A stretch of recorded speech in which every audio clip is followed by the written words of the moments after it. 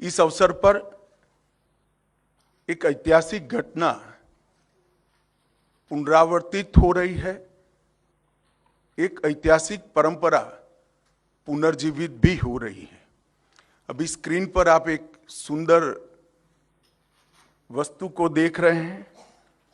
राजसी लगती है वस्तु, इसके पीछे युगों से जुड़ी हुई एक परंपरा छिपी है।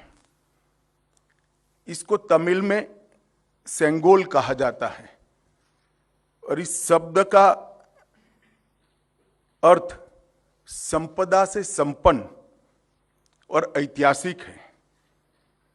आज मैं आप सभी को इसको साझा करने के लिए यहां पर उपस्थित हुआ हूं। यह एक हमारी बहुत पुरानी सभ्यता से जुड़ी हुई प्रथा है, जिसकी गहरी जड़ें देश की परंपराओं में समाहित है। आजादी के अमृत महोत्सव में प्रधानमंत्री जी ने जो कुछ लक्ष्य तय किए थे, उसमें एक लक्ष्य हमारी ऐतिहासिक परंपराओं का सम्मान और उसका पुनर्जागरण भी था। ये सेंगोल उसी लक्ष्य की परिपूर्ति के लिए आज मैं आपके सामने इसकी इंफॉर्मेशन को लेकर आया हूं। ये घटना जुड़ी है आजादी की क्षण के साथ। 14 अगस्त 1947 की रात को एक बहुत महत्वपूर्ण, ऐतिहासिक और अनोखी घटना ने आकार लिया था, जिसकी 75 साल के बाद आज देश के अधिकांश नागरिकों को जानकारी नहीं है। यह सेंगोल जो अभी आपने स्क्रीन पर देखा था, उसने हमारे इतिहास में एक अहम भूमिका निभाई है और ये सेंगोल अंग्रेजों से भारतीयों के साथ सत्ता के हस्तांतरण का एक प्रतीक बना था। इस घटना के ऐतिहासिक महत्व को जानने के बाद आप सभी को आश्चर्य होगा कि इतने सालों तक ये हमारे सामने क्यों नहीं आई। जब इसकी जानकारी प्रधानमंत्री जी को मिली, इस पर गहराई से विचार करने के बाद प्रधानमंत्री जी ने इसकी गहन जांच के आदेश दिए और फिर निर्णय लिया कि गौरवमयी प्रसंग को ध्रुव तारे के समान, परंपराओं के ध्रुव तारे के समान देश के सामने रखना चाहिए। इसीलिए हमारे नए संसद भवन के लोकार्पण के दिन को चुना गया। अब मैं थोड़ा इस घटना के बाद में आपको बताऊंगा। 14 अगस्त 1947 की रात को लगभग 10:45 पर पंडित जवाहरलाल जी के ने विशेष रूप से तमिलनाडु से आए हुए अधिनम से सेंगोल को स्वीकार किया था। उन्होंने इसे अंग्रेजों से भारत को सत्ता प्राप्त करने के प्रतीक के रूप में पूर्ण विधि विधान के साथ स्वीकार किया था।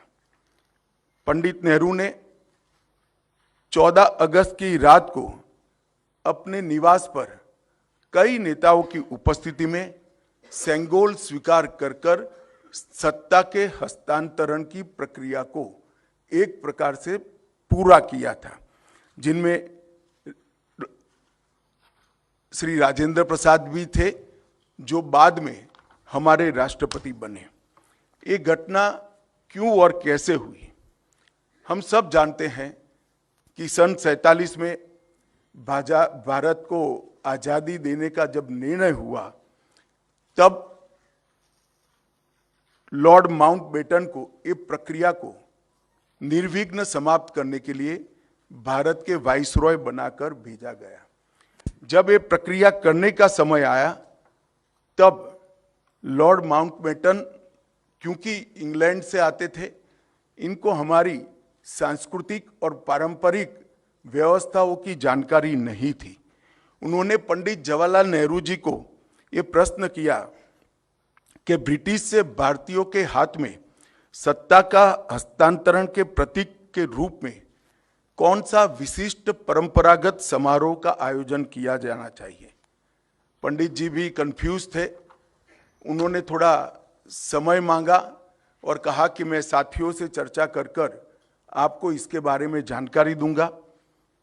पंडित जवाहरलाल नेहरू जी ने चर्चा करने के लिए अपनी पसंदगी बहुत अनुभवी स्वतंत्रता सेनानी, दार्शनिक, भारतीय परंपराओं के जानकार, इतिहास के मर्मज्ञ ऐसे विद्वान सी राजगोपालाचारी पर नियुक्त की, जिनको हम राजा जी के नाम से जानते हैं।